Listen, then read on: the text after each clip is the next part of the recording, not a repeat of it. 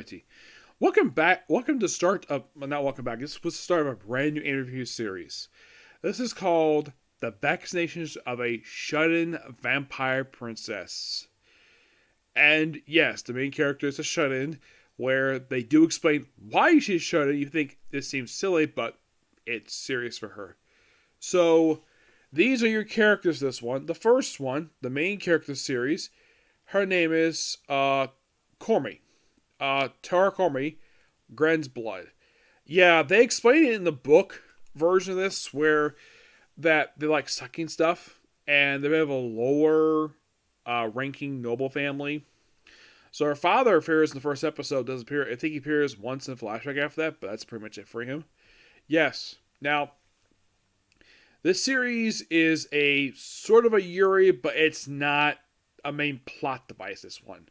I mean, now I thought basically watching the series, I thought this was an isekai. I mistakenly put this in the isekai file, so it is not. It's a weird placement for this one, because for some reason in this world, this is a really weird concept. So we have these 6 countries, and apparently in this world, no one can die. Nope. Because it's a thing called a dark core. And anytime apparently anyone does die, they come back to life.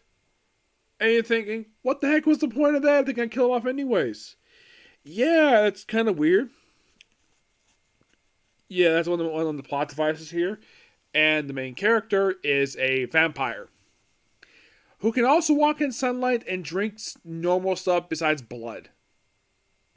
There's a girl, also she wears a military uniform. Now watch this, like, oh, she's in charge of her own combat squadron in the middle of a war. I'm like, it sounds a lot like Sakatan Evil with the style of combat they have here.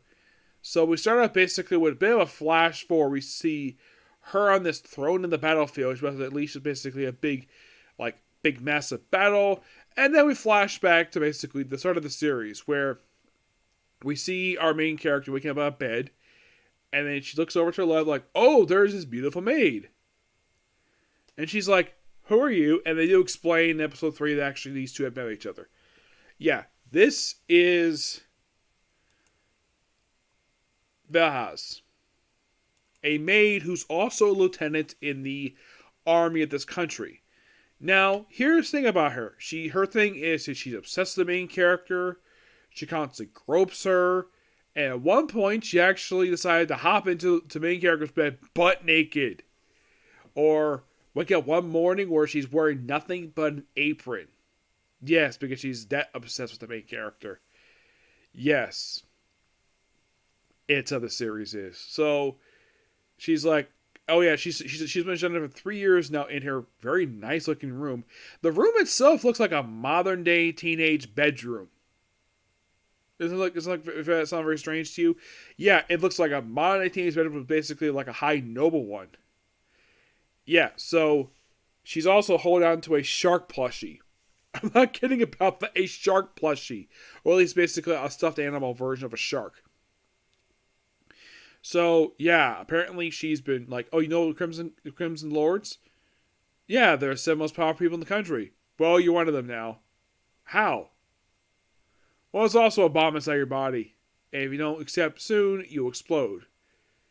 Like, what? What's going on here? Who did this? The Empress. She's not continuing to made out with you. Yes, the Empress of this country decided to sneak into this teenage girl's bedroom just to kiss her while she was asleep. So basically, this Empress is all this girl's first kiss. Yep. I am not kidding about that. The Empress does pop up in like every episode she's in. Like, hey, we're going to see the Empress now, and she's in her PJs. And then we see her put on military uniform, this red uniform. It looks very similar to the same uniform I saw in How Realist Hero Became Light. It's like the same exact outfit. I'm not kidding about that. It's like the writer of the series decided to take inspiration from several different ones. Like, the main character's attire looks a lot like the princess from How Rose Became Kingdom, the maid herself, just by sheer appearance. Like, the mannerisms, her cold demeanor, or basically her funny thing with the demeanor, and basically her personality, and all about appearance. It's basically Ruchi from Banishment Hero Party.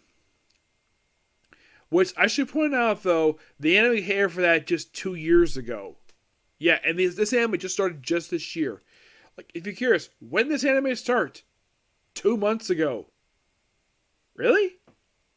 And here's something really weird, though. The light novel series based on, like, these came out like a decade ago, 5, 6 years ago, 3 years ago, 4 years ago next month. And they've released 12 books in 3 years. How? Excuse me. 3 books a year. Yep. And there's a manga too. And that's publishing now for, as of Christmas Day, as of next week, 2 years.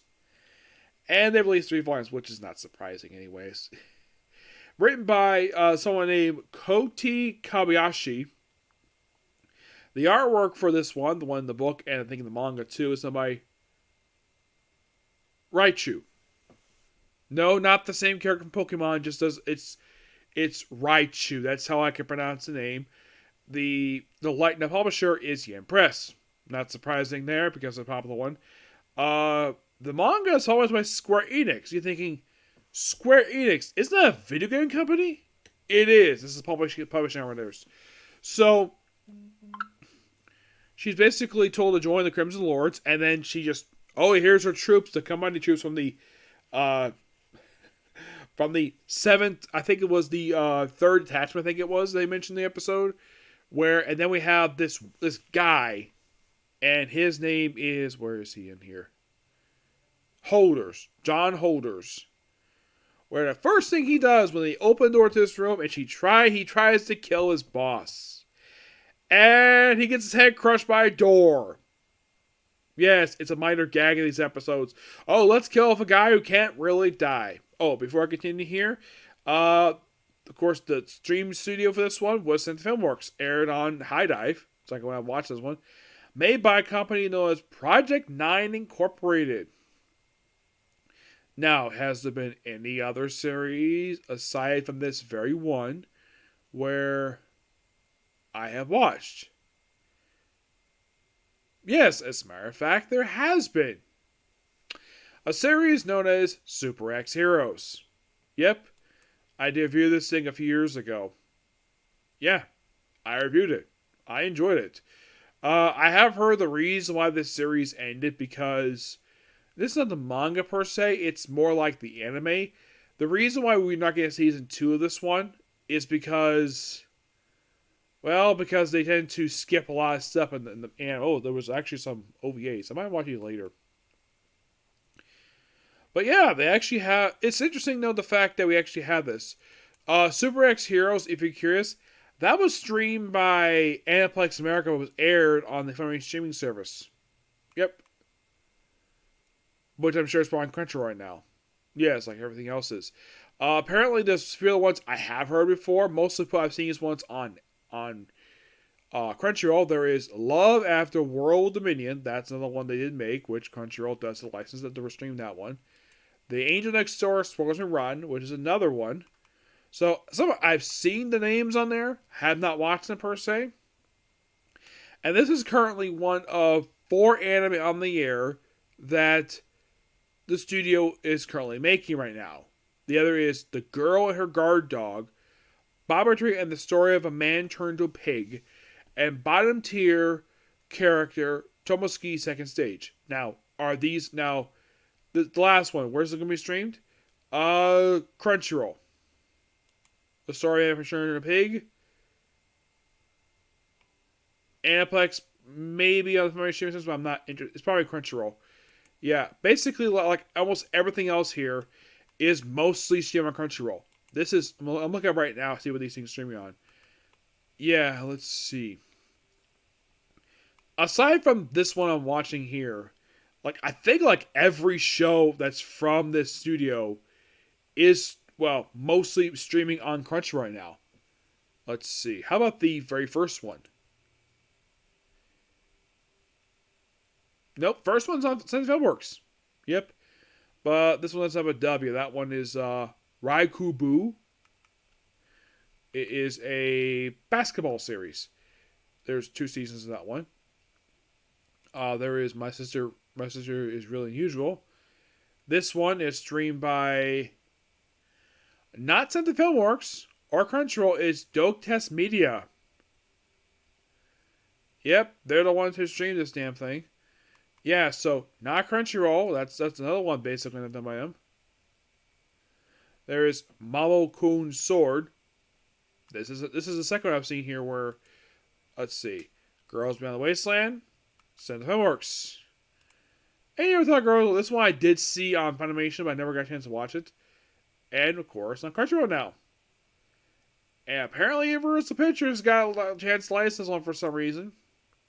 There's also Kaneko Bacho Ultima Girl Beats Boys. And this is on Crunchyroll. Cross Ruler. Funimation. Though I wouldn't be surprised if they move this one over to, well, Crunchyroll soon because everything else from Funimation moves to Crunchyroll. Streaming wise, there's also Angels Three Piece. Crunchyroll. Writer's work. The reader's work is never done.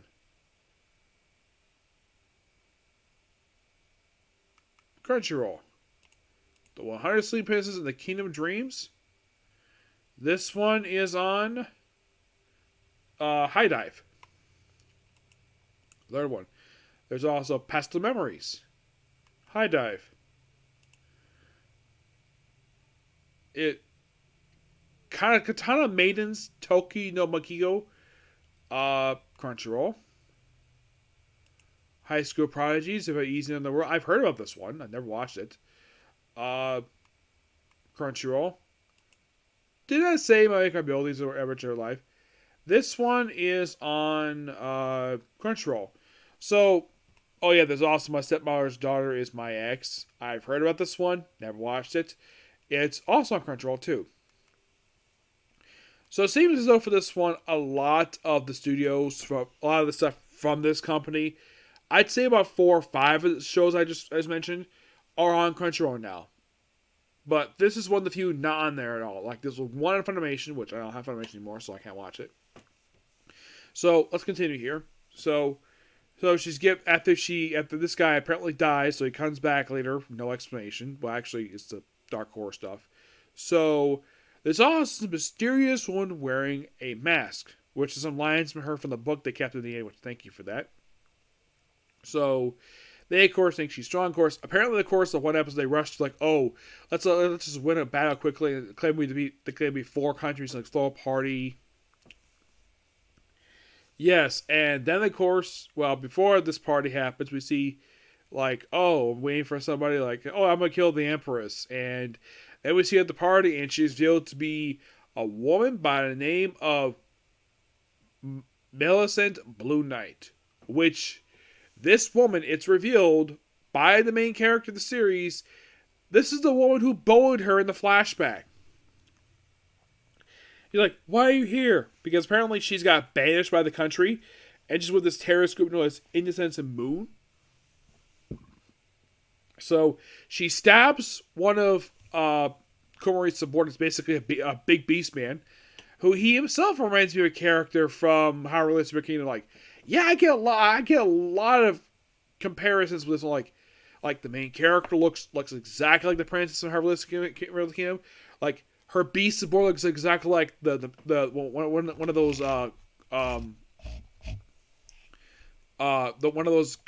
nobles who's the noble in charge of the army in How to Live the Kingdom. Yeah, looks like exactly the same, except the biggest difference between those two guys, same outfit, but different fur color. Yep. I wonder if the guy who made the series, or probably Project 9, took a lot of inspiration from How I Really Super Kingdom, because I get a lot of, like, watch this. It's comparison between that and, well, of course, Banishment here, probably with the maid. The maid fights the girl, a couple of these guys get killed via genuine death, this ritual article with this knife, where if you get stabbed with particular knives, you actually really do die. You can't just die and come back. So, then by the way, there's a line in the episode where I'm just a gross guy passing by. And that is a line from the book. Yes, she actually said in the book.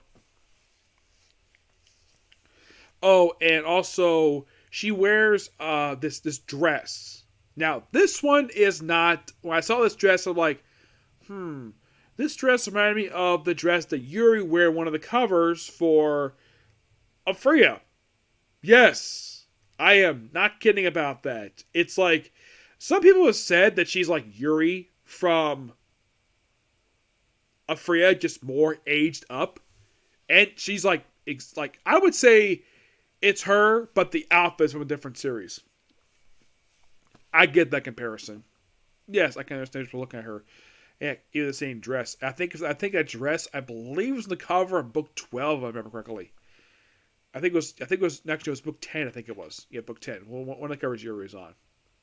So then of course she also gets spaghetti sauce tossed on her, and then of course basically her support nearly dies, though she ends up shutting in her room for a week, and her maid basically comes to comfort her. She also receives a letter. This letter also explains basically more about the flashback, where she actually met her 3 years prior to events in the series.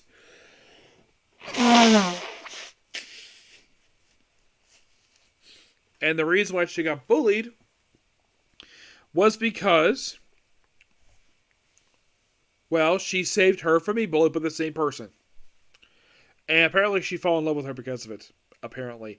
And also, Millie decided to have, that's short basically, which I'll go here. Then she decides to break into Corey's bedroom. Yeah, somehow she snuck in here.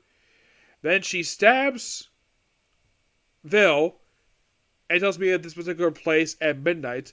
And her subordinates happen to see her. She's out of her shut-in room and she's back in uniform. Oh, this time she was shut this time for 3 years. This time just for a week. Because of what happened at the party. And, well, she doesn't like blood very much. Yeah, it's revealed she doesn't like blood. Oh yeah, we had to see the Empress in the episode 2, I think it was. Actually, it was 3. Where she's drinking like a whole... Oh, this is 100% blood wine. And it's like, no, I'm not interested in drinking blood.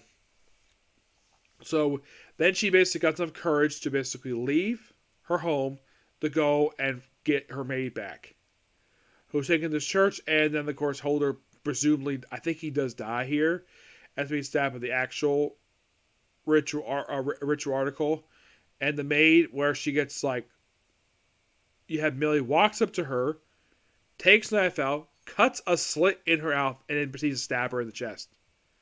Well, a little cut. Yeah, but that doesn't kill her. The second time she gets stabbed in the episode. And of course, Holder's like, is that rhetorical? No, it's not. Then he supposedly gets killed. Presumably for good. Before I continue here, the second time when he gets supposedly killed, gets head crushed, it's because of a beast that, well, Cora gets her hands on. Apparently it's one she wanted. And apparently the beast has got a thing for young girls. Yes, seriously. I had to bring this up because this beast for some reason only appears for one episode. I'm not sure why. Well, maybe we'll see later on this thing. So, and then we see her arrive at the church, and we're going to have the final battle, which basically that takes the rest of the book itself. Yep. Pretty good start for this series. I'm really kind of liking it so far. And unlike the last 2 anime I watched, this is, well, which are basically light novels with the manga. This one I read the light novel first, then watched the anime, but I'm also reading a light novel for a series I have already watched already, but I don't mind at all. Yep. So yeah, that's particularly a particular view. Next up is going to be a comic corner, because I really want to get this one done. Okay, next video. Bye.